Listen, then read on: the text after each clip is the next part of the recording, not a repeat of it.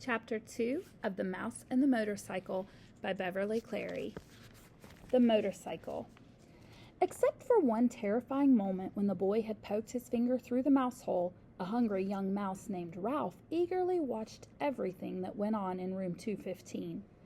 At first he was disappointed at the size of the boy who was to occupy the room. A little child, preferably 2 or even 3 children, would have been better. Little messy children were always considerate about leaving crumbs on the carpet. Oh well, at least these people did not have a dog. If there was one thing Ralph disliked, it was a snoopy dog. Next, Ralph felt hopeful. Medium-sized boys could almost always be counted on to leave a sticky candy bar wrapper on the floor or a bag of peanuts on the bedside table, where Ralph could reach them by climbing up the telephone cord. With a boy this size, the food, though not apt to be plentiful, was almost sure to be of good quality. The third emotion felt by Ralph was joy when the boy laid the apple core by the telephone. This was followed by despair when the mother dropped the core into the metal wastebasket. Ralph knew that anything at the bottom of a metal wastebasket was lost to a mouse forever. A mouse lives not by crumbs alone, and so Ralph experienced still another emotion. This time, food was not the cause of it. Ralph was eager, excited, curious, and impatient all at once. The emotion was so strong it made him forget his empty stomach. It was caused by those little cars, especially that motorcycle and the brrrr sound the boy made. That sound seemed to satisfy something within Ralph, as if he had been waiting all of his life to hear it.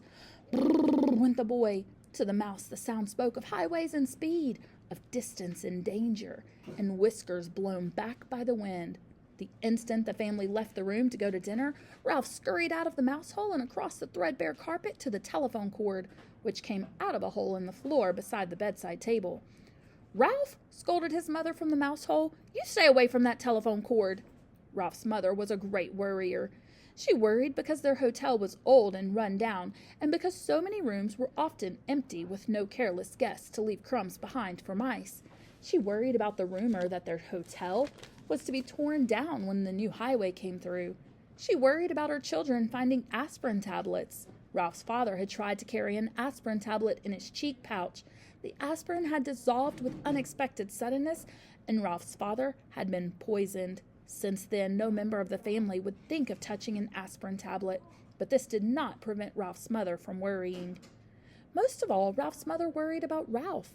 She worried because he was a reckless mouse who stayed out late in the daytime when he should have been home safe in bed. She worried when Ralph climbed the curtain to sit on the windowsill to watch the chipmunk in the pine tree outside and the cars in the parking lot below. She worried because Ralph wanted to go exploring down the hall instead of traveling under the floorboards like a sensible mouse.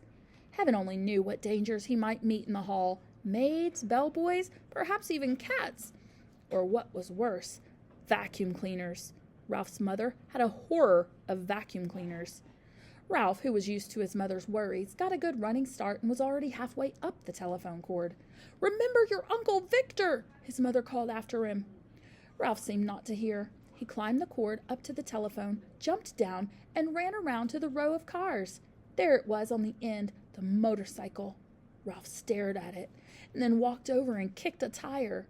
Close up, the motorcycle looked even better than he expected.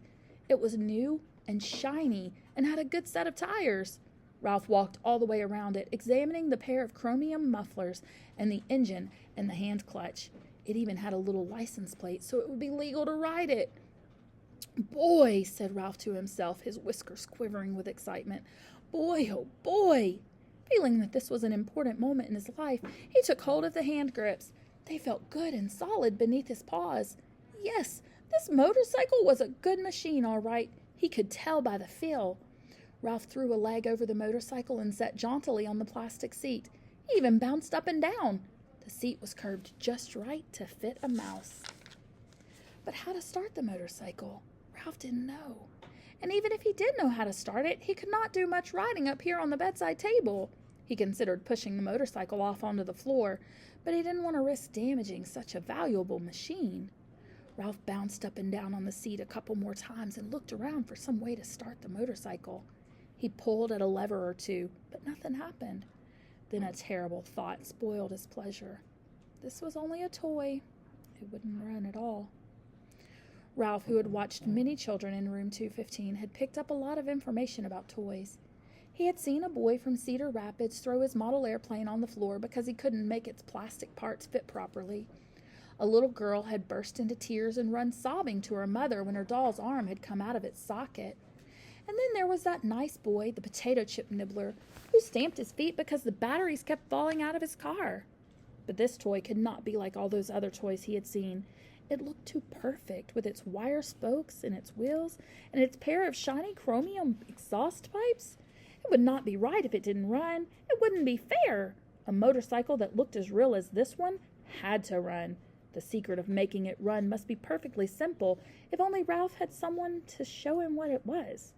Ralph wasn't satisfied just sitting on the motorcycle. Ralph craved action. After all, what was a motorcycle for if it wasn't action? Who needed motorcycle riding lessons? Not Ralph. He tried pushing himself along with his feet. This was not nearly fast enough, but it was better than nothing. He moved his feet faster along the tabletop and then lifted them up while he coasted.